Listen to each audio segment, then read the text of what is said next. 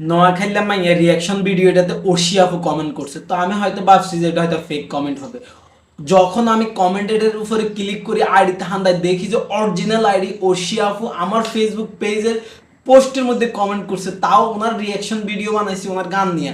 মানে এটা দেখি তো আমি পুরো পাগল হয়ে যাওয়ার মতো অবস্থা। আমি মানে বিশ্বাস হচ্ছে না আমার, উনি এত এত বড় একজন মানুষ, উনি আমার পোস্টের আমার মানে রিয়াকশন ভিডিওতে কমেন্ট করছে, জাস্ট আমি অবাকই হয়েছি।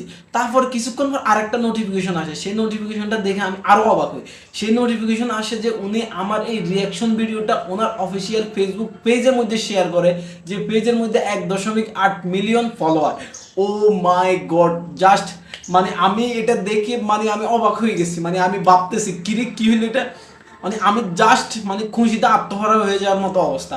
তো যাই হোক 19 ঘন্টার মধ্যে সেই রিয়াকশন ভিডিও 6 লক্ষের উপরে ভিউ অতিক্রম করে ফেলছে। তো সব হচ্ছে আপনাদের সাপোর্ট, আপনাদের ভালোবাসায়।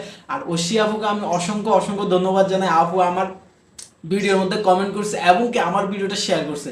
সো লাভ ইউ আপু, লাভ ইউ।